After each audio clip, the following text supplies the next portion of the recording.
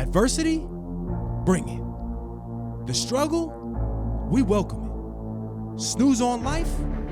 Never that. We are Dave Regina and Mike Pirelli, and this is the No Snooze Podcast. Come on.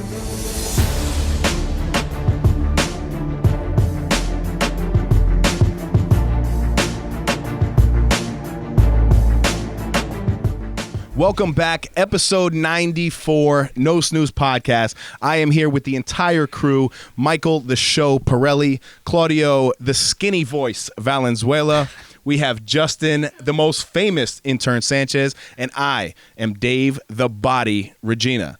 Michael, how the hell are you, my brother? I'm great. I just want to know what skinny voice sounds like. Because Justin's got a voice that you think he's like a big dude. You know? Yo, what up? Yeah. I would like to see in the comments, if you haven't already, like, subscribe, and all that good stuff. But put in the comments everyone's weight based on our voice if you haven't seen us yet. I'm the big body. I'm 350. I could see you being like a skinny dude with a great voice, though. The skinny guinea? Yeah. Well, all right. Well, coming in hot, going to get demonetized. That's right. Off the bat. Today we're going to be talking about mastering the art of negotiation. But before we get there, we have a couple Podbot updates. If you're just joining us for the very first time, we want to say welcome to the family. We thank you. And if you're back for another week and you're rising and grinding with us on Monday, on launch day, thank you for your support. Yes, and right? Podbot is basically, Dave is just going to tell us that he is in great shape, and then it's going to be the rest of us trying to figure out how to get the body fat down. I actually have a very good update for you with statistical data that I needed, right? So I had a great run of 70 days straight in the gym. Then I ended up taking 2 days off in a row, travel. I was sick with a sinus infection, but I also felt that my body was kind of needed this day off. Yeah. But when I first started with Ambrosio Castellana, which is my trainer, I've been tagging him in a whole bunch of things. I did weigh in, and I was all the way up to 12.7%, whereas I finished the year under 10%. So my body, even though I was working out, I know exactly what I was doing in terms of the diet that was, keeping my body fat up. Can you give us a little detail? Yeah, it's the big O. Oreos.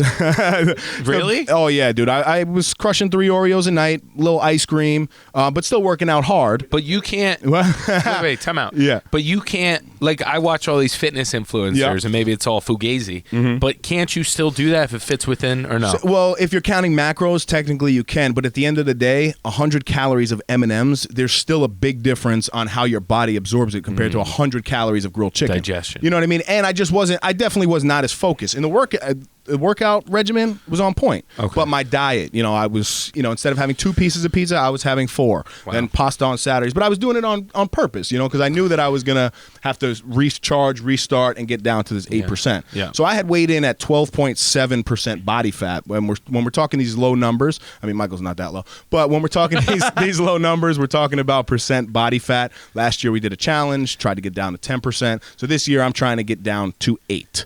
Right. And I want to make a recommendation to everyone. If you can go to an InBody just to get a reference so you can see what the hell we're talking about, because I've been talking to some people, and they have absurd thoughts on what their body fat is. Yes. They'll be like, oh, yeah, I'm probably at the 12. I'm like, no, effing Delusional. So go get tested. Don't tell us the number. Just gives you reference. Go ahead. So, I wasn't doing an InBody every single week because you can get a little obsessive the way that I am. Okay. Right? No, and there's multiple approaches to this, And I talked to my guy Mike at GNC, and he said, I am the most current customer. I come the most out of anyone to weigh in. He said the next closest, the guy comes every 3 weeks. Oh, wow. You see, so that's kind of me. I did it actually 1 month later of being with Ambrose for 1 full month, and I weighed in at 11.1%. Ooh, right? But holy hell. The goal is actually a 36% decrease over time. To get from 12.7 down to 8 is a 36 to 37% decrease in body fat. Right, so it's a lot. Yeah, whereas yours are low. Mine's going to be yours is about 50%. Yeah. So but it's a little easier on the top part for the 50. But what I like not only about Ambrose, but with this extra accountability factor is I have to have this feedback and data, right? Yeah. Pictures every week to And you see don't how want to you're let him looking. down because, Of course. Because if you fail, he fails. Right, and then he's absolutely. screwed. And then he loses his job. Don't worry. Well, I told him, kidding, I said, listen, man, you can't come on until I hit this goal. Yeah. And he's like, what if it I takes don't a long like that. time? I want to hear it before. I'm trying to get my goal. Trying to get in there. But no, man, we're on a 12-week plan, so that's going to be the goal. So in 12 weeks. In 12 weeks, I'm trying to get there. Okay. So I have... That's fast, no? I got 2 months left, though. And you went from 12 point what? 12.7 to 11.1. What is that percentage-wise? That's big. That's a big chunk. That's a good question. I don't have that right offhand. Do quick math. Keep rambling. Do quick math. But I was shocked to see, when you think only 12.7 down to 8, it doesn't seem like that much. But when you think 36, 37% body fat coming off, that's pretty significant. It's a lot. So I like, seeing that data. 12.5%. So I lost 12.5%. That's a lot. But yeah, I mean, it's pretty impressive, but there's a lot of work that obviously goes into that. But even for me, I mean, the numbers they really tell a story, and then on weeks that you're not really, sticking to the plan, you can obviously tell, and you can see it through the app. We do everything through True Coach, which is a great app for both coaches and clients. So I'm enjoying it, but I did take 2 days off. I know you guys would appreciate that. Why look at me? I don't take Catching days up. off. Yeah. That's pretty awesome. It's a great update. Were you relieved to see that? Because I know, at least for me, when I do something, if I don't have that data, I'm always a little doubting. Yes. I'm like, I could be way worse than I was a week ago. Mm-hmm. I get so nervous when I'm on that damn machine. Oh yeah, I mean, my heart rate must. yes. I want to do a heart rate monitor. And the next little time. noise that it makes while it's counting your. And why does it gotta slowly go up? Right. Just give me the number. Don't give me Exactly. and you're like, slow down, It slow down. just keeps going. But yes, to answer the question, so that's why I didn't even want to do it every week or 2 weeks, because there was a little fear in me. I didn't. I definitely doubted The myself. reality of it. Yeah, man, because it's right there in front of you. So I was like, at least a month gives me some time. But he also didn't want me doing it every single week. We do. He does measurements and weight, but we weren't doing the body fat. So Are your measurements changing? Measurements are changing. Your waist and your waistline? Yeah, so down from 234 from a starting point down to 227 or 28. Was that weight? Yeah. wow. Weight? Yeah. What And about, so what that size-wise? did to my waist was bring me down to a 34 and a half from I always wear 36 just to be a little comfortable. You wear 36. Yeah. Big boy. Yeah, big boy. But so that brought me down to 34 and a half. Yeah, nice. So I think I'll get down to 33, 32 maybe. So I watched a video, which I'll try sending a link. It says ways to know you're losing body fat without using a scale or an InBody. Oh, your clothes. Easily. Exactly. So pants are falling off. the main thing was the hell? waistline Yep. is one of the biggest, and then your measurements. Yes. So my belt, I had to buy a new belt because it doesn't fit anymore. So I was pulling it all the way across. But my weight, funny enough, hasn't changed. That's okay though. It's been steady, which I like because Yep. I'm like, if it doesn't, as long as it doesn't go up, unless I'm just adding tons of muscle, which is very possible. Very possible. But no, on this journey too, obviously we're trying to retain or increase muscle mass while you're doing it, because I think it'd be pretty easy to get down to 8% if I just, didn't eat. I don't think so. I think I think you're right. I'm gonna give you credit again. If you maintain the muscle, because your base, what is it? Base BSR. Yes. What is your BSR? Is that your basal metabolic rate? Yeah. That's how many calories you're burning when If you do when you're nothing. resting. So Sedentary. I'm about 2,900. Holy hell. Can you I'm at explain a little bit about 2150. that, by the way? So, because we burn calories not doing anything, Yep. but we also burn calories when we work out. Right. What is the difference? Because Between the basal. Can I? Go Can ahead, I chime in Mikey. here? Tell me if Go I'm ahead. right. Go ahead. This is my understanding. That the basal metabolic rate, whatever it's called, the BMR, is the amount of calories you burn if you're just operating on day to day Yeah. without Yeah, doing yeah. any physical activity. Correct. So whatever workouts you do just adds to that. Mm-hmm. So in theory, if you eat the same calories as your BMR and you then work out, you should be, that delta should be what you're burning. Correct. If you're but doing correct. does it Yep. equate? So, for example, Yeah, if it's pretty- sedentary, we burn 2,100. 2,100 That's how calories. much. 2,150 Just is by me. being alive, just by Yep. doing our daily routine. How many calories? 2,150 is Using me. his number. So you're 2,150, but just to give Yeah. some perspective, Yeah. it's not exact here, but I want to say females and males. Talk about females. The average is about 1,600. Okay. Up to about 2,100 on a male. So Above average. So that right. So For a female. because it wouldn't be fair to say that because I'm burning 1,600 calories just by doing my regular, that I'm going to lose weight. No, so what that now to get that formula, I think where you're going is if you know that you're Mike is such a foodie, he's saying the basil. I call it a basil. But maybe because you're I don't even know if that's the right. I don't even know. BASAL. Someone's screaming on the other. Yeah. The thing I love about it is when we're talking about something, I just visualize someone being like, "That's effing wrong." Yes, exactly. But basically, what it is, say your average is 1,600, right? Yeah. And again, for you to really figure this out, you can go on that InBody, but I'll just give you a basic average. So if you're 1,600 calories of just being sedentary, not moving, right? You need to now be in a caloric deficit to lose weight. Yes. Right? So if you're working out, if you're eating 1,600 calories, now you're even. Yes. Right? So you're at zero. You're not going to lose weight. But now if you're eating 1,600 calories and then burning 500 calories extra throughout the day, now you're in a caloric deficit of 500 calories. 3,500 calories is 1 pound, so that would take approximately a week to lose, a pound to a pound and a half. So that's why they try to put you at that deficit. Correct. And that's why if you have a crazy cheat day, it all goes to hell. Yes. But if you're anal about tracking your calories, which I've become, I've been able to have a lot more loosey-goosiness as far as dieting, because I know, like, if I start the day right and I have a lot of protein on the front end, then my dinner, if it's a little loosey-goosey, I'm still good. So I've been really enjoying hitting the 2,000 mark. Beautiful. And the game plan, tell me if it's right, phase 7, I don't know where we're on, is to keep increasing. The magic of the muscle, which, again, David's not even right. The magic of the muscle is that it increases your base rate. Correct. So he's 2,900 calories, which gives him, it's more to eat, which is an inconvenience, but it gives him more flexibility if he's going to, like, say, for example, if you have a food show. It's nice to have that cushion because the majority of stuff, it's an abundance mindset where you have more flexibility. It's harder, don't get me wrong, but it's nice to have that muscle because then you're able to maintain it. Not easier because you still have to lift heavy and all that stuff, but it's interesting. What you're saying right there is if you are working out, and let's say you're burning 500 calories in your workout, and that over time will make your BSR or whatever BMR kind of elevate. Yes.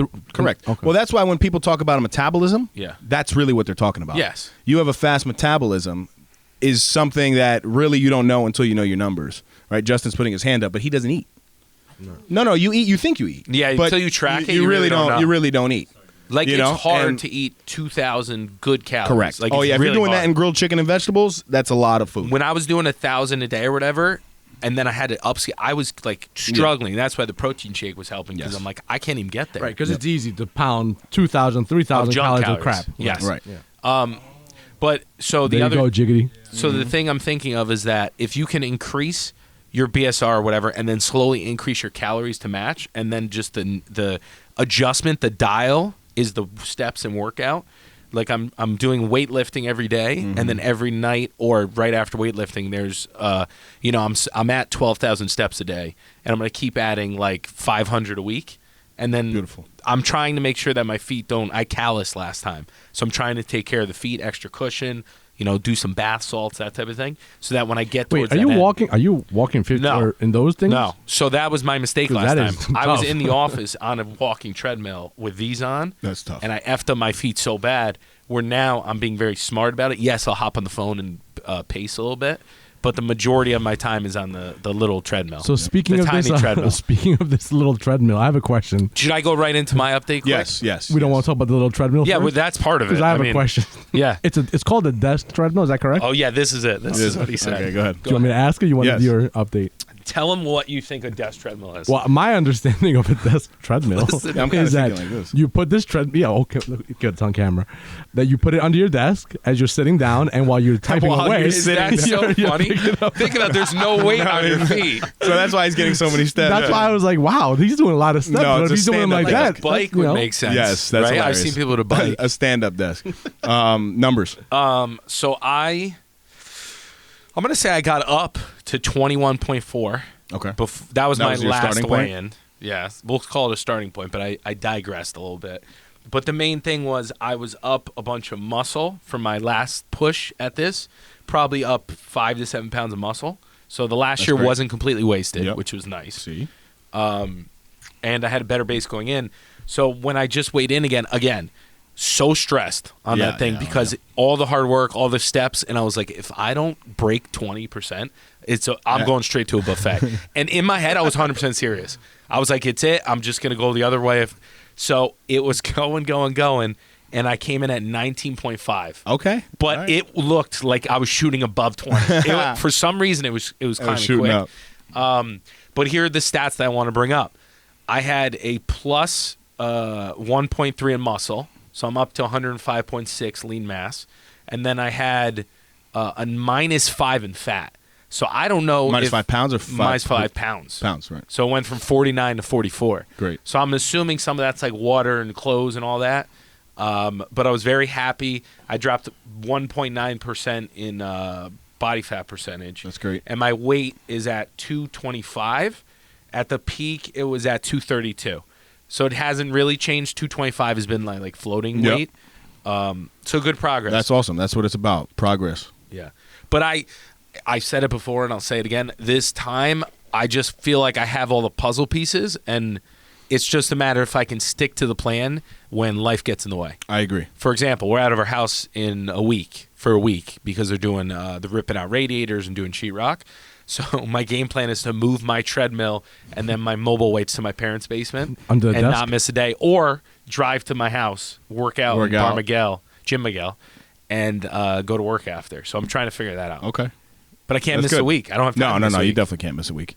That's off the table. And the tiny treadmill, everyone shits. It's amazing. It's nice. It looks it's good. Mobile. It definitely looks good. I move walking on a tightrope. How's my squat form? I meant to ask it's getting much better. So much better. Your hips are really opening up. But I still can't do it flat-footed. Why is that? Ankles? I think your initial, would that be a descend down, right? You just got to go more back versus down. Okay. So that can force you, and it'll force you to stay back on your heels. And it feels like the steps are making my legs a lot more sturdy. Mm-hmm. So when I'm squatting, I'm able to go a little lower each time, and I feel like my legs are starting to actually contribute to my overall physique, which before they were basically I might as well walk on my hands. Like a duck. Yeah, no calves yet though, guys. No calves. No calves in the like if my body was a forecast, no calves inside. Shoulders are coming though. They look good. No, you look good in a suit. I see you. Listen, I'm trying to catch that suit supply deal. CV, I'm so excited. You look phenomenal. Yes, sir. Talk to us. Talk to me. Give us a little my walking friend. Update. Quick update. So, yes, sir. And there was a little bit of fluctuation. 2 weekends back to back. Birthdays, my sister's birthday, my best friend's birthday. Happy birthday, sis. Happy birthdays. So obviously those weekends were a little bit cheating. But the good news is that I did overall. I'm on the downward trend, still losing some weight. With the combination of the 2 weeks, the 2 weekends I passed, a total of 5 less. Of course, it was like 4 less, and you kind of gain in the weekend. Yep. And I was focused, and I came back down on those whatever I gained plus 1. So total, it was 4. Total for the whole thing, I think you asked me yesterday, it's like 39 and a half total. Holy hell. Since I've started this whole thing. That's incredible. I wish we put you in a Claudio, are you there? I wish we put Claudio, I can't see you. Where are you? I wish we put him in a weight loss competition. You could have made some money. Yeah, absolutely. So I remember in the beginning of the year, you guys had a thing about your words for the year. And it's taken me about 3 months to figure mine out. Skinny. No, not at all. So good. But one of the things that I've always struggled with is discipline. And that's the one thing I repeat to myself every day when I'm doing my thing, because it's I think an important thing that I need to stay focused and just continue doing my thing. And there's a funny, it's a good quote that this lady that I've been kind of following on my treadmill says. I'm going to read it because I don't want to butcher it up. Butcher that, baby. No. The Mike Pirelli. No. Yeah, when motivation fails, which you've spoken about this, David, when motivation fails, discipline prevails. Ooh, yes. I love things that rhyme, by the way. Amazing. Yeah. No, it's a beautiful one. I was just going to ask you, a lot of people, when they lose a lot of weight like that, it's easy at first to be motivated, right? Yeah. And I'm not taking away and saying that it's been easy for you. I'm asking a question. Yeah. Have you had days that you didn't want to work out? And how did you do it anyway? So this whole journey has been very different for me, because in the past, that's exactly what I would go through.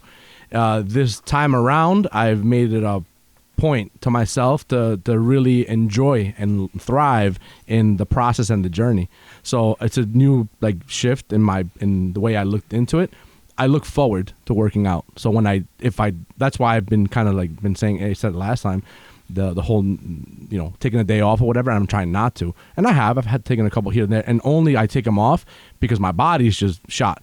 I'm still trying to do 7 days a week. Even if it's a lighter day, I'll go on a lighter day. So to answer your question, if I'm not feeling it on a particular day, I'll still get on, and maybe it'll be just a little lighter. So you do it anyway, right? Yes. So Claudio always used to ask me, like, on days that you don't want to or you can't do it, what do you do? And I used to say, you just got to do it. So, is it kind of making sense now that you're it does. living? But it is such it sounds easy, but a shift it's not. in your thinking. It's life. You Right. have to have that shift in thought. Correct. Because if you don't have that shift in thought, you're going to look at it like, oh my God, I just have to do it. I have to do it. Right. I look forward to doing it. You get to do it. If there's been mornings I'm like, oh, I'm going to take a day off, I'm not really feeling it. Yep. My back has been hurting for the last so we started this little thing at work where I've been exerting myself physically a little bit more normal, and my back is sore.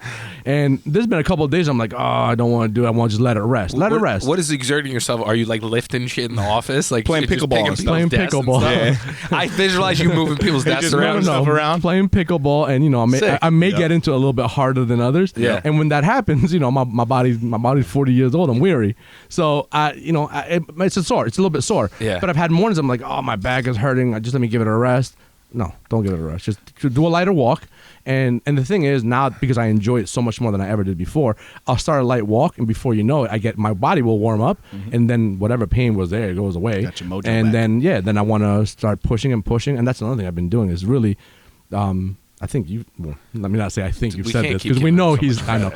Michael, I think you've said this before. Michael, I think you've said this before. When you reach a limit, always try to do one extra. Or a little bit more, right? Dave said that. Yeah, did he? I'm not sure. I think it's a movie I haven't watched. I'm not sure. So I've been doing that. So I've actually been running. I started running, which I have not run in like 10 years. I don't even know the last time I ran. Dying to say something. No, I just want to ask a question. Do you have I'm trying to avoid the question, so I'm speaking over him. No, really do you quick. have a hack for? Sorry, I didn't want to interrupt. Do you have a hack for being on the treadmill? Because I have something I started doing. I don't know if you have like a ritual. About what do you mean a hack? So for example, I've been doing this thing called the talk and walk, where I do TikTok and I walk because you get like mindless. And then I've been texting like Dana funny videos and friends. So I sent a couple to you guys too. So I've been doing that like when I'm at my like last 10 minutes and like this is getting boring. So I've been doing a talk and walk. A talk and walk. I like that. Are you ready for this, Mike? Yeah, go ahead. Mike. Do you have something? Regina? Go ahead. No, I really don't. Because I can't sit and do anything else because I'm trying to push as hard as I can, especially when it gets to the end. So I can't do anything other than focus on not falling off the treadmill because I'm either trying to run, towards the end or push myself. Because what I do, I'll put little goals in my mind. And the treadmill has little stats. So like how many calories you're burning, how many miles you're doing, all that. So in my mind, as I'm getting closer, I'm like, oh, I want to definitely hit 500 calories. I definitely want to hit 2 miles. I definitely want to hit.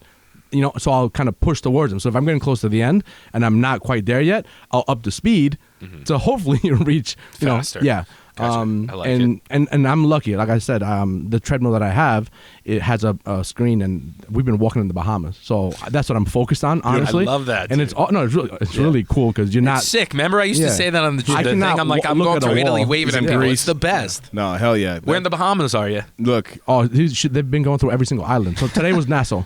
So I got a challenge for you. Atlantis. How cool would this be? I was thinking about this. There's been places in Italy. Go to Bahamas together and work out every day on the beach? No, well, something like that. I'm down. So visualization's like a big trademark of what I like to do is like we were talking about, like if you want something, go see it, make it real. So I was thinking all these places I've hiked and walked and read it on a bike in Italy. It'd be amazing to get to a goal, and then your present to yourself is to go do it. To go there. Wouldn't that be sick? Hell yeah. I like it. It's a good idea. Absolutely. So we're out to Italy going to hike. Listen, Italy. man. I'm in. CV.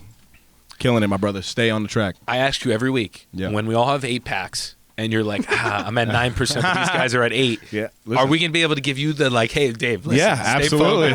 Listen, man, I'll be happy. I'll be a little it'd be great for the brand. It would be great. It would be spark some fire under David's behind. Dave, I've already done something you haven't done. That's right. Absolutely. You've never lost 40 pounds in one shot. Hell no. Yeah, actually, I did. What are you talking about? Damn I had it. Crohn's disease, my brother. I went from 195 to 153. So I'm right there. I'm right there. I'll talk to you in a week, then. I'm literally right there. I've lost 60 before, too. Yes, that's true. I was 260. Well, that's why I didn't say anything to you. Yeah. 200. You're the godfather here. Well, I'm the walk king. So, Walk king. You know. No, hell yeah. Don't run, This by the is- way. Don't run. Just keep walking. This is fire. It's exactly what the No Snooze mindset is all about, and it's effing phenomenal to see everybody applying it. Now, if Justin could just put a little muscle mass on him, we'd be great. As far as the treadmill, though, I need to upgrade. You need to Tiny upgrade, treadmills, yeah. like, Time to but go.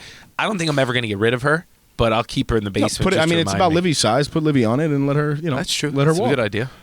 You guys are gonna be proud of me. So I was in Las Vegas, Nevada, right? Thank God I wasn't like da baby, because he has a part of the song, and I was thinking about this. It's Wants and Needs. Drake what a and transition there. Drake and the baby. I was like, what? He said lost a Ferrari, Las Vegas, Nevada. So I'm like, what the hell did this man look like? Lost a Ferrari? Lost a Ferrari, Las Vegas, Nevada. So he must have gambled so much that my man lost the value of a Ferrari, but came back the following day and went harder. My point there is, in Vegas, I lost $100 a day on black. so I said, well, at least I didn't lose a Ferrari, but I'm in Las Vegas, Nevada, so it's fine. I was down there for the Pac-12 tournament with Oregon. Shout out to Frank Kepnang and Mark Carter. Phenomenal trip, awesome time.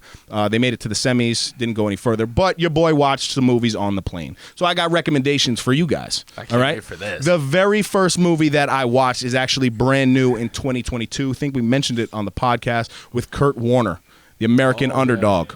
Great story. Acting is okay, but the story, incredible. Yeah. Literally went from stocking shelves after college because he was undrafted, right? Did that for a couple years, then arena football, then became the Kurt Warner Hall of Fame quarterback that we know. Absolutely great. The next one, I don't know if it's new. It looked a little bit older in the pictures, but it's Black Hawk Down. All right? So that was – why are you laughing? Don't give it any spoilers. No spoilers. It's only been out 20 years. I didn't realize CV said, but maybe they shouldn't be showing plane crashes on the plane. But I was locked in, and I was so proud I didn't fall asleep. And I texted you guys. I couldn't wait. Have you seen the show Yellow Jackets? See, now you're going to something that I try to hold myself, but it's about a plane crash, dude. It's about a plane crash. No, I'm just talking about movies. All right. I'm not a show guy. Listen, Can I tell you what's a good show? have you seen it? No. Can I tell you what's a good goriest show? Listen, Jackets? goriest show I've ever watched. Really? Glorious or glorious? Goriest. Glorious. Like, nastiest. It's about a soccer team that's going to nationals, and they crash land, and it goes back and forth between their current, and then it has flashbacks to when they're surviving. And I don't want to give away too much. Don't do it. But basically, they live out this place for 18 months after crashing. So if you can imagine the crazy stuff they had to do to Wait, survive. where did they crash? It's on Showtime. It was recommended by Phil and Matt Piro. Where did they crash? Phil and Matt Piro. Phil Cat and Matt Piro. I don't know where they crashed. I forget in the show. There's another movie like that, an older movie. I forget the name right now, where they crash over the Andes. It's a rugby team, and they literally start eating each other. Oh, that's pretty- kind of Probably where they concept. got it from. Yeah. But it's dark. But this and is we a watched real before story, though. bed. This is based on a true No, story. this is fake. But dark. That's like Life of Pi, not to go all over the place. Last thing I'll say. Life of Pi, have you seen the movie? No. So, Absolutely not. spoiler I've alert. seen American Pie. You'll The probably first one. you'll probably never watch, The right? first one. It is a good movie. Spoiler alert. 3, 2, 1. So Life of Pi, it's about I think a plane crash or boat crash, something, and they're on a raft, and the whole movie he's with like a tiger, a monkey, all these animals. Mm-hmm. So you're watching the movie, and like the tiger's like fighting with the monkey, and then like the tiger eats the monkey, this and that, and then that. You get all the way through the movie, and it's this guy talking to a reporter about his things, Yep. right? So the end scene is this dude sitting there talking to a reporter, and the reporter looks up and was like, those people's names, those animals' names were the same as the people that you're with. So he ate the people. And he looks at him and he goes, would have been better. I forget what he said. He was basically like, I had to tell the story and not make it what it was or something. And so you realize That- they were people. Oh, wow. Oh, Gives me Yeah, goosebumps. that's tough. A good show. Question, I know you don't who'd watch eat shows. first? What? Who'd you eat first out of here? I'm going right for that calf, kid. Going right for your calf. Yeah, Justin would be a terrible meal. He'd be like the yeah, chicken no, bone. you starve with Sorry, that. go ahead, It's not CB. even an appetizer. Young Rock. Young Rock. This is Dwayne Johnson, right? Yep. We know his story Yep. loosely. So Young Rock is a show. It's a television show. I think it's on NBC. Oh, sick. It's very lighthearted, but it kind of talks about his journey. Oh, cool. It's pretty inspirational. So having said what you said about Kurt Warner, Yep. same thing. You know, where he came from, the steps that he did, and you know, we obviously know who he is, what he does now, and kind of where he came from, but you don't really know all of the story. It's actually a pretty good show. So, you know, recommendation. Fire. And then my third one, My third movie, thank you very much, Trolls. Dear John. Have you ever seen it? Dear John. Exactly. I don't like sad movies. Boom. That's a sad movie. It is kind of sad. Yeah, all these movies are Is that sad. Channing Tatum. The army guy, right? Yes, yes. With the But dog? it's a crazy outcome. But listen, I'm not going to spoil the alert here. But I just wanted to share with everybody, if you know that I'm not a movie guy, I'm officially becoming a movie guy. Yeah. Yeah, you watched 3 in one sitting. No, That's crazy. 2 and then 1 on the way back. Still, that's a lot. Incredible, For right? not That's a movie more guy. than in the last 10 years. I Oh, think. absolutely. Absolutely. I'm a big movie guy because you're in, you're out, and it's done. And then you get the message. You get the I just thing. usually fall asleep. Shows are tough. I'd see it's harder with shows, can't. though, because I fall asleep during a show, and then you know. don't know what the hell's going on for the last 8 episodes. All right, we ready to rock into the topic of today? We wanted to take a quick second to let you guys know that we've partnered with our good friends over at Orgain.com. We're happy to offer our listeners 30% off by entering the code NoSnooze30. Again, that's NoSnooze30 for 30% off your first order. If you're on the market for a new protein powder, nutritional shake, protein bar, or Mike's favorite, collagen peptides, Orgain is your one-stop shop. As all of you know, my Crohn's disease is currently in remission, and the only protein I use is from Orgain. My personal favorites are the chocolate peanut butter and the vanilla bean. With the code, you can try a 2-pound tub for under $20.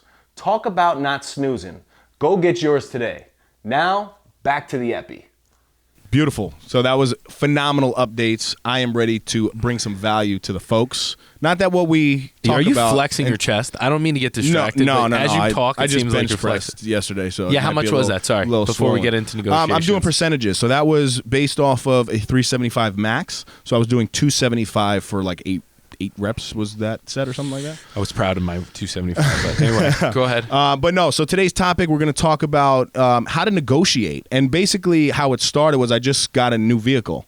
I was deciding. Yes, I know you have The questions. king of new vehicle negotiation here, Regina. Well, so that's what really got me started because I was on a path that I was just going to buy out my vehicle. I had a Chevy Tahoe, loved it, drove incredible. But then, with the interest rates right now, I only owed like $28,000 on it, and the car was worth $45,000. Right, so I knew that it had equity, but I was like, okay, if I could just pay that off, then that's a really smart financial move. But I go to the dealership, they end up coming back with these interest rates that were absolutely absurd. That over a course of 72 months, I would have ended up paying $44,000 for the car anyway. So I'm like, unless I'm paying out cash $28,000, which I'm not trying to do for the car, it doesn't make sense anymore, right? So then I go over to Lexus, and I've never driven a Lexus, right? So I saw the truck on the highway. I'm like, oh, that's a pretty nice Lexus truck. Like, let me go check it out. I think I got to name your car, and I already have a name for it. Lexi. The Flexus. Oh, the Flexus. I like that. Come The on. Flexus, that's fire. Let's go, the Flexus. I was calling her Lexi, and Callie wakes up, and she's like, Lexi. Anyway, so I couldn't change help it to it. Flexi. Branding. But so I really think the art of negotiation is a pretty serious thing. So I ended up walking out of that dealership like I have multiple times before, as you gentlemen know, with an incredible deal on this vehicle to where I basically got a $70,000 vehicle all the way down to about $56,000 and then leasing off of that. They which paid is me to drive it off the pretty lot. much, but to the point that they printed out all of their 2021 and 22 sales for this truck specifically, and there wasn't even one that was within $100 of what I'm paying. One of them had a lower payment, and he was the finance manager for Lexus. I just visualize some guy getting on the phone, and there's like signs in the back office of Yep. like, don't let this guy come by a car. Right. And he's like, guys, he's in here. He's in here. Oh, it got worse. Give him whatever he wants. So Get you him know out how of I here. always have like a pretty bizarre story I'm that's so attached excited to it. hear this. So at the end, finally, they're like, "Listen, man, you see the numbers. This just doesn't happen, right? Like, so you're gonna get this deal, but we can't go any further." So then I'm like, well, "You got Starbucks?" Because I see the coffee machine. I see the Starbucks thing. Like, yeah. I'm like, listen, I spend $4 a day on Starbucks. I'm like, am I allowed to come in here every single day and get a coffee and not have to go to Starbucks anymore? And they said, yes. I said, great. I'll see you Monday, 9 a.m. So literally on Monday, 9 a.m., I pull into Lexus and I go have a coffee. These guys, literally, they see me. They're like, you're sick. And they're on the phone already. They're like, you're sick. You're sick. And I'm like, have a good day. And now I've just been going there like once a day to get my coffee. So I'm saving $4 a day on a coffee as well, on top of my incredible lease. Is it so far out of your way, or is it like It's literally across the street from my job. Oh, amazing! You know, so it just makes So perfect. you just stroll in? Yes. No way, Michael, I'm going to take a picture of the Lexus cup, and I'm going to fill it up, and I'm going to send it to you. And I bet you the wait is much, much shorter than going to Oh actual my God, it's Starbucks. incredible. I'm bro. gonna walk in and be like, Dave sent me. Dave sent me the Lexus. So it got me started and thinking like, okay, That's great marketing for them, though. They should actually Listen. offer that to people, right? And think about that. How that many deal. people coming in and now? how many coffee? I said to myself, okay, even if I just get $10 to $15 a week, you know, over the course of a month, insane. that could be $60. especially if it's invested. You get what I'm saying? Like that's a lot of Oh, I money. feel you. So I was like, okay. But anyway, listen, when it comes down to negotiation, you're an investor, right? You don't buy things at full asking price. Doesn't matter if it's in, real estate, depending on the So I have a industry. different thought on that. Well, depending on the industry. And I guess the times are different, right? And if you believe it to be a good deal, then that's one thing. But I always look as an investment, right? Like, why would I pay top dollar for something if there's flexibility, right? So there's certain things that I kind of came up with as the big process to to really master the art of negotiation. But really, what negotiation is working together to come to an agreement, right? It's not just a one-way street. I believe it to be a give and take. You want to jump in on that? No, I'm excited to hear your process because I know with I negotiate every day. Yep. I'll be honest. When I get home with Dana, she beats me up as far as negotiation. She has the upper hand because I'm fatigued, and I got to get better because she has been robbing me blind. Yeah, when I relationship get negotiation is tough. Completely different. Definitely different. The only thing I will add is negotiation, like you said, is a two-way street, and you need to make it a win-win, and depending on how many parties are there. But also, it's all relative, right? So, like, if you want to get something and it's this price, but you only can get it at a premium, there are other dials that you can change. Correct. And creativity you can bring to the process, like a free cup of coffee a day, that's hilarious. I mean, I might have to try to use that. And be like, so I like it all, but there are dials that you can change, and it's all relative because at the end of the day, if you buy something and over ask, but there's other things like financing that you can change, then ultimately you can be appeasing the other person, but getting what you want anyway. Correct. I think it comes down to an art and a science, right? And Big science. There's a big misconception, and really what you have to do is you have to learn to play the person, not play the situation. Look at poker, right? Poker, you're literally playing against everybody else. You're not really playing your hand. That's why we have a bluff, right? Because you're bluffing against the other individuals. Right? So basically, when you go into a place to negotiate, you have to learn to play the person. Try to figure out what it is that they want on their end to try to get yourself the best deal. Yes. You were gonna go somewhere. I was just I'm reading a book called Cues about basically words and how certain words like succeed, win, achieve create a positive reaction out of other people, so you ultimately get what you want. Anyway, very good podcast. I really enjoyed it, so I bought her book. That's my book of the month, and she talks about poker, and she says it's funny because they did research, and when people bluff, typically they go quiet and they don't make any movement. So the nonverbals are actually the cues. That's so funny. If you watch poker and you see someone sitting there like this, it means they're probably full of it. And I'm like, oh, I got to play poker and try it out. Poker tactics are a great thing. Did you want to say something, CV, or no? Okay. So I'm in a position to where I'm hiring people, right? I negotiate people's salary. The other day, and this sparked me because, and I want to put it to people who want to negotiate salaries, right? I think it could be helpful for them. This guy comes in, and he's basically like, I want a raise, right? So I'm like, did he say it like that? Yeah, I want a raise. So I said, no problem, come in and sit down. Yeah. And he was shocked by that. See, you throw people off because you don't react. Right. You just say, all right, let's talk about it. Come sit down. Whereas I would be, if I went in and I was like, I want to raise it, and I would be like, whoa. Really, so what ended up happening with that situation is he didn't end up getting a raise because he fumbled, wasn't even able to tell me, and ended up saying, I was just kidding. Whereas I was really willing to hear your argument as to why you're deserving of a raise, right? But you have to be able to put yourself in the boss's position pretty much to say, what is it that the boss wants? Not the I factor. Take I away from it. Because if you're like, well, I'm really struggling in life and I need more money, that doesn't do anything for your boss, right? But if you're able to prove it with, if you're in sales and, your sales are through the roof one month and you have statistical data, now you're actually looking at something tangible, right? So try to take the I out of it, because if he were to come, and I know he does great work, I see what he does, but he wasn't even able to explain it and promote himself. And unfortunately, you're not getting a raise for that, right? You'll get raises here and there, but when it comes down to it, you have to be willing to put yourself in the boss's situation and try to come to that win-win, right? Yeah. Yeah, the I, like you're saying, you got to translate the I do this to I do this, which creates that for you. Yes, absolutely. Right? Is that something right? Go to sales. I believe you never pay the ask, right? Let's take the situations out of it. Take I disagree. COVID, that's fine. But for the most part, I'm never paying the ask. You know why I believe Tesla to be so genius? Because they don't negotiate. Same thing with Apple, right? You can't negotiate with Apple. So there's certain things that you just physically can't. But for the most part, I'm looking for something that I can be flexible with, right? So there's which book is this one? There was another book about commercial real estate, this and that. And this guy would hit people with, I will give you your ask price, but then I need to create the terms. I'll give you what you want, but then I get to choose how quickly I give you that, what my terms are, lease backs, this and that. Correct. And people sometimes put themselves in a pigeonhole because they commit to the ask price and then they need to appease you with everything else. Right. So ultimately, yes, you're getting the ask price, but I'm getting everything else. Yep. So there's different. We do something similar, and I'm sure a lot of industries do this, but money is tight right now, especially right now, right? So we have what's called comp time, compensatory time.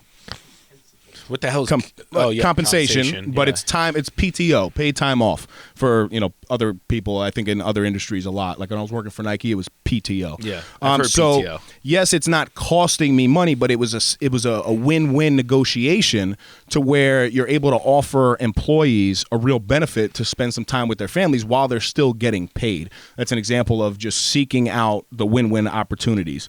I agree with what you were saying because I had in my notes here to never give in without receiving something in return, right? Contingencies. If you're talking about the real estate market, but I'll take it to cars. Most of the time, they're willing to negotiate on certain things. Leather, sunroof, navigation, because those things, it's already built into the car. They could charge you an arm and a leg for it, but if you have to pay that premium, make sure that you're getting something in return. Contingencies, I'm sure on the housing market, right? You want to speak on some real estate stuff there? I just want to make a note, and Dana will agree with me. I'm kind of dumb when it comes to buying cars because I'm like, I don't even want to deal with the back and forth, so we just go in. That's my wife. Because for me, I'm like, all day I'm trying to like beat people up and do this. It's a lot of energy. So I'm like, it's not worth it, just whatever. And if it's over a 20-year period, 30-year period, I don't care. For an extra... For a car for 30 years? Yeah. Sheesh. But if you're paying for it, right? Over the life of a... Listen, let me break it down for you. What kind of used cars 30 years? You're paying the car for 30 years? No, not paying it off, paying for it. So if you're going to say 20 years, okay, let me break it down for you. Say you buy a car and you have it for 20 years. Okay? Who does that? What? You're driving a 1980, like what are you driving, bro? Well, I've had my car for 5 years, maybe. Whatever, 5 years. Okay. Say 5 all right, years. I was gonna say maybe 72 months. But You're I'll just probably thinking have it for another 5 average years. terms on a finance car is 5 to 6 years. I might not drive it, but Right. I'll hold on to it and maybe trade it in, whatever. Okay, yep. So this is my thought. If I can get them down $3,000, right, over 5 years, Right. it's like, what are we doing? Like, yes, I'm not belittling the amount of money, but my energy and like time, and I don't know the hell. I don't want to learn the market. Right. You are so much more well-versed. I'd rather hire you and be like, whatever you save, I'll I've give you said that half. before. He should have a side Yeah, we were business. saying that. He just goes. You hire him just to go negotiate for you and get you whatever it is that you want. Charge your fee, I think it's great. $1,000, no problem. Get me the car for and which is great. So that's how I kind of look at. That's just my philosophy on it, Yep. and it's probably wrong. No. And I understand that. No. So with the real estate stuff, it's different when I'm negotiating for a client. It's different because I'm trying to get as much as possible from them, but I'm also trying to keep them reasonable because for example, had a client that was going to walk away from a deal for $10,000, right?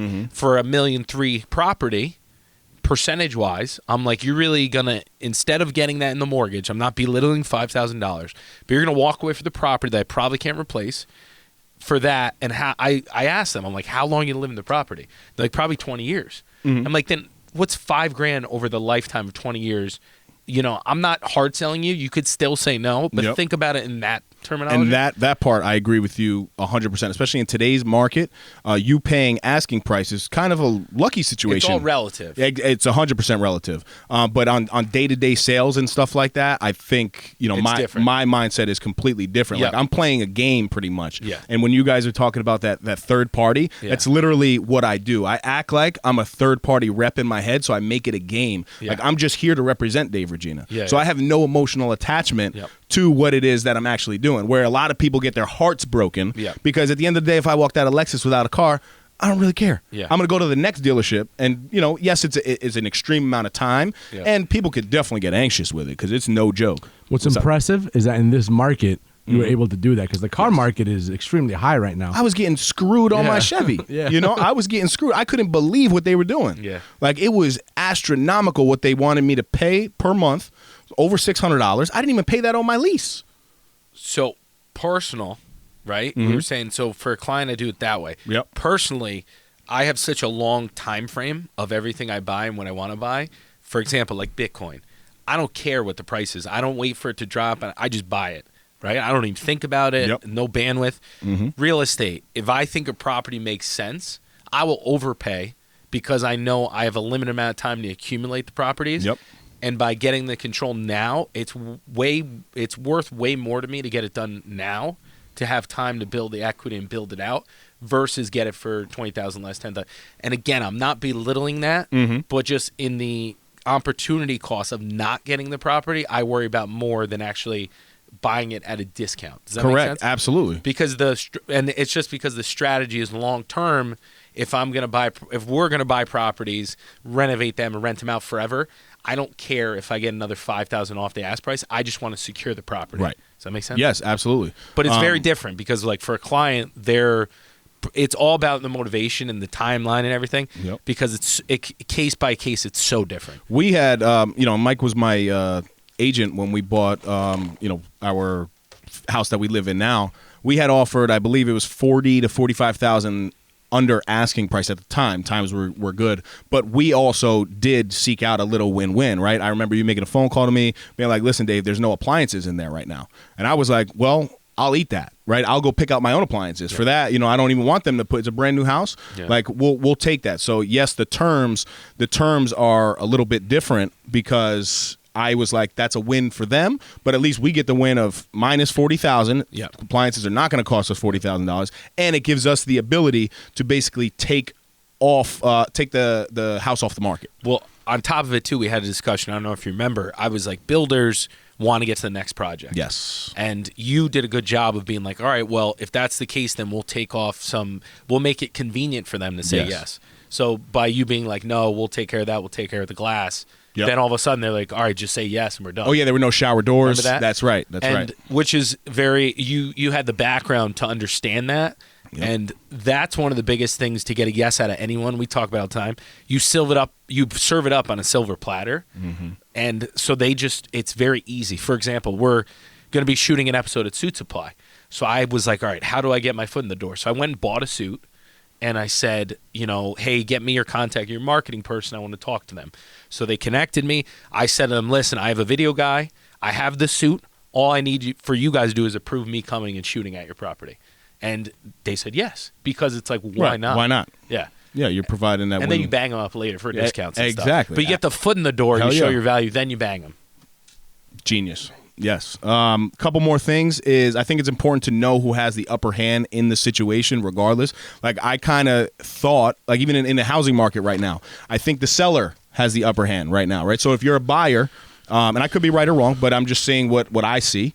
If you're a buyer, you knowing that, you're more willing to negotiate maybe on certain things, leaning towards them. Yeah. If you have no knowledge and you're just going in there and you're offering $20,000 under asking, you're not gonna have anything tangible to give them. The first thing I do really is I ask the question. I'm clear and concise about the question of, are you flexible? Right? You can't go into a Tesla dealership and be like, are you flexible? Their answer is no. Say no? Then I have to evaluate, do I believe this situation to be, is this a liar right now? So if I say no, then what's the follow-up? It depends. Do I really want it or not? Yeah, if you really want it. I'm going to look somewhere else to see, really research and see if I can get something comparable at the price that, is a little bit lower than that. So if I'm the car salesman and I say no, then you're like, all right, well, I'll just go to the other one. They said they were flexible. And correct. You're done. Yeah. So basically I utilize. Put the ball in their court. Yeah, 100%. I said to them, are you flexible? And they said, life is flexible. I said, that's a good answer, but also understand. That's such a random answer. It's true, though. Most things in life are flexible. But the reality of the situation, they didn't know the terms of what it was. So all I knew, and it was a fact, is I have a Chevy Tahoe right now that I could buy out for $28,000 that's worth $45,000. Yeah. They want That's a fact. Yeah. You know what I mean? So that kind of changed the game, and I was able to put equity into the new vehicle, which was great. I have a question. Yep. Did you negotiate the price of their vehicle first before you got into the whole lease situation? You're like, I like this vehicle. How much does it cost? Because the first question they will always ask you, are you leasing? Are you financing? Don't answer that question. Right. 100%. Really? I told CV that before. It's basically, you walk into a dealership, you don't have to disclose what it is that you're looking to do, right? I'm here and I want a vehicle. I don't really know if I want to lease it or buy it. Which is true. Right? What's the MSRP on this vehicle? Because people get hammered with the MSRPs. If you are paying $50,000 for a car and they're leasing you off of that $50,000, it's a win for them because they're leasing off of the top dollar that hasn't been negotiated. So what I do is I negotiate that MSRP down, acting like, I'm willing to buy the vehicle. And then last minute, I'm like, oh, okay, this is the MSRP now. We just came down $10,000, $15,000, and I got some equity in there. I actually want to lease that vehicle. But I have the terms in front of me now. This is the MSRP we're leasing off off with what they want the most. You get them down where they're most flexible, and then you back out. 100%. Which people do with real estate. Yep. So that's something that on the seller side, I'm very aware of now because people do all cash. Yep. And then you really have to talk to them and be like, are you really all cash or are you going to get financing? Mm-hmm. And then some agents will spill and say, well, they can afford it, but they'll probably get finance because rates you're not getting all cash. Absolutely. So the follow-up questions, like if you're aware, like if I'm the salesperson, I'm aware of that. Mm-hmm. If I'm on the other side of the table, I need to do things to kind of counteract that. Yep. But what you have in your arsenal is that they want to make the sale. Correct. They're not the person reporting. Correct. They're in a different position than the decision maker. Everyone's got different motives, and you're at the guy that maybe doesn't make the final decision, but he wants it to happen just as much as you. I think you mentioned something before, and just hit that so we can see where we're at, see, because it went off. You have to, and this is probably the most important piece, right? Honestly, no joke here. Once you ask your final question, you have to pause. Mm-hmm. So for me, it was, can I get this vehicle at $55,000? To them? Silence. No, I'm asking out loud. But then silence. Typically, in negotiations, silence is uncomfortable. The first person to speak after that question is going to back down. Yeah. And I'm willing to sit in that uncomfortable space forever while we're looking at one another, but also I have to be okay with losing the deal. And make sure you know the market. I want to watch serious. Next time. By the way, not only have I witnessed that with him, I've been in that position myself. Yeah. And it is incredibly uncomfortable to be in that uncomfortable silence. And you were literally there like, it could be 15. I mean, it could be 15 seconds. The good thing is you don't care. I don't care. I don't have anything to lose. Again, like I said, are you buying coffee today? Pause. I take the emotional. I take the emotional piece out of it. I got addition to that. Right. So what you were saying about the nonverbal, incredibly true, because that's really how I operate. And it wasn't until I had to really think about it. I'm like, wait, what did I do? And that's exactly how I operate multiple times. And I was talking to my wife, and she's like, that's exactly what you do, because you make everybody else feel uncomfortable. But I've lost deals before, too. Don't get it twisted. I mean, we spoke here on when I was trying to buy that house in Greenwich that I just lost. But there's crazy market. That was but again, I was pretty much in my bag. Like I you couldn't have asked for better terms. You really couldn't. They came to me first before putting the house on the market. Yeah. You know? So there's plenty of things that I've lost, but if you're willing to sit in that uncomfortable space... We should have made him sign a contract then. Absolutely. That was our problem. We should have had a contract. Yep. And if you sign tonight, we'll pay this. Then we'll pay. Yeah. No, but that conversation piece to where I literally am looking in your eyes, dead in between your eyes. I'm asking the question. It's weird when you say it that way. No, I'm serious. And I'm not talking until you talk. So here's my follow-up to that, right? So you asked the yes or no. Sometimes when you hit a roadblock and I say no, right? Then the follow-up to that or another question would be, how can I pay $55,000 for this vehicle? So that and you could do the silence thing and then they get creative. Because their switch is not from a yes or no. It's from a, what can I do to make this work? Correct. That was Adam Boyajian's dad's favorite thing. He used to say, whenever you're trying to come to an agreement with someone, this is the line you always hit them with, and it puts them from your enemy to your teammate. He said, you say to them, listen, how can we make this work? Yes. And then all of a sudden, the energy shifts. Because it's like, all right, we're in this together, and we'll figure it out type of thing. Versus, F you, I'm not giving in, I'm winning this argument. Absolutely. Which I'm like, oh, that's pretty good. That's 100%, and I couldn't agree more. The very first thing that we said was you're basically the art of negotiation. You're working together to come to an agreement. You can't go in there just thinking, I'm going to screw you, because at the end of the day, yes, you can get a good deal, but there was plenty of things that I didn't walk away with. Like I wanted a different color leather than I got, but I knew that there was things that I had to, negotiate, and you have to be willing to give and take that. Yeah. I have specific. What's up, CV? Did you have a specific vehicle that you guys were negotiating on? Yeah. Oh, so it's that one. It has to be that way. Yeah, for sure, because each vehicle has different, incentives and stuff like that. This is one that, I guess it's emotional negotiation. Brought me back to a situation at work to where, the world nowadays is in a crazy place. You got shootings, you got bombings. It's tough. So in the town, we have a community center.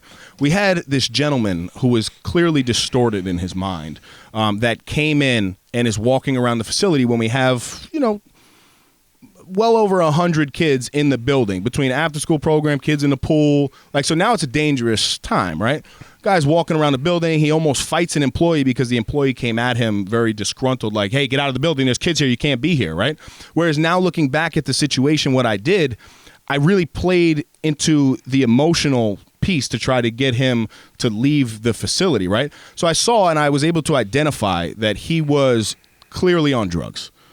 He had signs of drug use just from the white on his mouth. When your mouth gets dry, and his pupils were extremely dilated. So I was able to see that stuff, right? But I was talking to him, and I said very clearly to him, what is it that you're doing here? And immediately he was like, oh, I just went on break. I work here. Was able to find out that he was 20 years back in his mind because he used to work there, right? So now I'm like, okay, wow. Mind you, now everybody pretty much has to go on lockdown at this point. And I have one staff member that almost fought the dude, and now I'm walking down the hallway with this guy. And I'm like, so what's your favorite part about here, man? And he's like, oh, man, I just can't believe, by the time I left the building and came back, y'all changed the floors. He was really bugging out. But as I'm kind of walking him towards the door, right? And I said, listen, man, I don't know how to put this into your head, but I can just tell you that it's 2022, and we're in the month of February. And you're at, this local community center, and there's a lot of kids in the building, and our policy is that outside individuals who are not working cannot be here. He's like, what? But mind you, he was about to fight somebody, and everybody, now the police are involved. Now the police are walking around the building, but they see that now I have this individual. So they're kind of letting me go with the situation. They probably thought you were SWAT. They're kind of letting me go with the situation. They're like, oh, SWAT got here first. Yeah. So I was able to because I don't think policemen are like, defer to this dude. And really, the perfect scenario is getting this guy out of the building safely for everybody involved and for himself. That's the win-win at this point, because I don't even know, does he have a knife on him? Does he got a gun? I mean, I didn't perceive that, but he was just very distorted, and everybody's now pretty petrified. So now I can tell that he has an emotional attachment to where he is. So then I asked the question, yo, man, what's your favorite part about here? Now that you're in 2022, what do you like? He's like, man, I love the gym. I want to see the gym. I'm like, tell me about a memory that you have in the gym. So now you worked out with this. Now dude. No, the new gym that we did. Yeah. So now I'm talking to him, and then I finally hit him with, yo, man, you like kids? He's like, yeah, I got 2 kids myself. Jesus. Right? Yeah. And I said, listen, man, you're really scaring the kids. And he goes, scaring kids? Why would I scare kids? I said, unfortunately, you're walking through the facility without having permission to be in here. And I need to escort you out of this facility.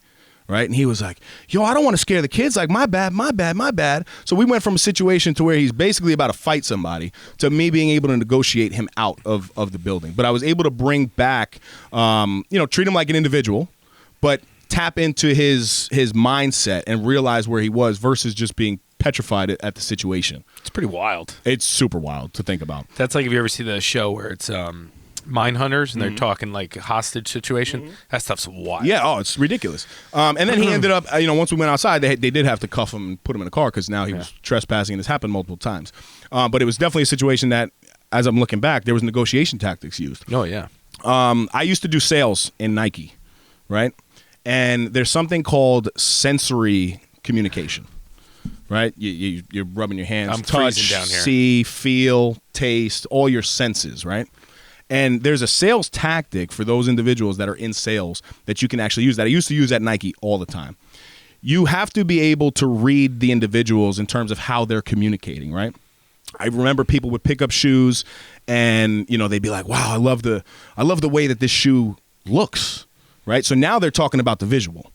There's a scientific approach to stay in the visual, right? So if you now learn they're talking about the visual, I would say to them, listen, man, you're just looking at it on the shelf. Imagine you play basketball? Imagine what that shoe looks like when you're running down the court, right? Then there was a bunch of individuals that were like, wow, I love the suede on this shoe. I love the way it feels, right? What's something that you can come up with in terms of feel? Yeah, you put it on your foot, see how right. Like imagine when you're playing and you touch your toe. Yes, but imagine how that feels. You're just touching that with your hand. Yep. Imagine how that feels when your heel is striking the ground with 200 pounds of pressure. Yeah. Same thing in the car industry, right? I just happen to know, like an example of that would be like, wow, I love the smell of the leather. Oh, you're looking at this drop top? Imagine dropping the top and smelling the spring day while you're driving by. It sounds like it's kind of a manipulation, but when you can pick up on how individuals are communicating with you and you can relate it back to that same sense, you're much more likely to make a sale. They do that in real estate, not only for people seeing properties, but for your clients, right? So when you're selling a property, you have to communicate to them how you're marketing it. And a lot of the times, some people like data. Some people like visual, feedback, feel. So it's funny you said that. Visual is big with housing because it's like, oh, you can see your family here, right? Well, it's funny because some people are about the data of it, and then some people are about like the feeling and the visual. So it happens a lot. But the skill on the negotiation end is to mirror it. You got to be able to pick up on their language, on the tactics, on the style that they're using for the sense. And again, it's called sensory communication. So you're tapping into the senses that they've already disclosed to you, and something happens in the brain when you match it. I don't know the scientific piece behind it, but something ticks, and they're like, oh, you're right, and now they want to buy. And we used to crush. We used to have the most intense team at Nike, and every single month we would be the best regional sales. Every single month after month, feeling everyone. We were a little Nike running store going against Nike Town, New York. Yeah. And our sick store though. Our division was killed. Yeah, you remember when I was there? And I was there for years. And for those that don't know, I almost stayed with Nike. And there's a position called an EKIN, which is Nike spelled backwards. Oh, I was and like, what? And it's a product specialist, and you're on the product development team. It sounds like I'm eking out my last. I'm eking. No, man. I think negotiation is definitely something that everybody can be applying in any industry that they're in. One feedback or tip I'll give everyone from my most recent book is that the nonverbal cues are very important, and to get a good negotiation and start the process, it's about trust. And one of the things that makes you so untrustworthy is hiding your hands. So anytime your hands are not in sight, our brain, our whatever animal brain thinks they might have a rock and are trying to kill me. So if you can have your hands visual when you see someone for the first time and have them open and palm open, your ability to create trust off the beginning increases like some crazy percentage. That's an easy one. But look at what's going on with police these days, right? I was always taught, keep your hand on the steering wheel. As soon as you take your hands out, and if you get pulled over, you put that window down and they can't see your hands, they're going to be on edge. Whereas if you're very respectful and they can see your hands and they can see the communication style, what you're doing non-verbally, that's perfect. But that's a simple one. People can do. Yeah, no, definitely. And then this is what I absolutely hate. I will say this, right? I will say this. I absolutely hate when people meet your terms and you do not make a deal. You know what I mean? Like, I personally, because what I'm trying to do in any place that I go, whether it's a local dealership, a house, anything, it's about relationships, right? You're most likely going to need this person again at some point if you choose, right? I like to build relationships. So as soon as these individuals meet my terms, I accept the deals. Even though I had to like, oh shoot, my wife's not here. Like, I got to convince her now. Like, that's a whole separate conversation. But then I was upfront and honest. I said, listen, I love the terms. I know I'm going to do this deal. I just need to go make a phone call to my wife. Then obviously come back and then I make the deal. But the worst thing is like you negotiate with somebody. They meet you exactly where you are. And it's like, oh, can I get a little more? Yeah. Now you lose credibility. You lose respect. And the trust, automatically comes down. Yeah. So that was just something that, I kind of just experienced it. In the industry of I guess car sales, right? But it's something that I do every day. I mean, even with employees, it's big in leadership as well. You got anything else on negotiation before we wrap it up? No, I got to get some more steps in today. So let's wrap this up. I see you, my up. brother. I see you. All right, check it out. This will bring us to my favorite section, Dave's Dime of the Week. Dimes. I was trying to. You lost the negotiation. Oh, there you go. Let's go. I was trying to give myself some money, man. Yeah. This is what it's about. It's about dimes this week. Are we going to do this dime right now? Absolutely. You lost again. Why? You spoke first. But there's no deal going on here. That's how you win negotiation, people. All right. This is JFK, John F. Kennedy. Let us never negotiate out of fear, but let us never fear to negotiate. A lot of individuals are very scared because we're worried about what the other person is going to feel in terms of a negotiation, right? My wife, perfect example, where really you just have to just ask.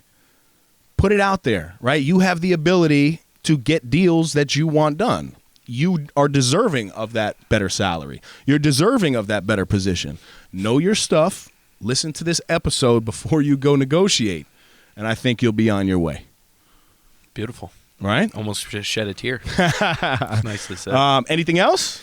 That's it. I'm excited to weigh in this week. Let's back. go.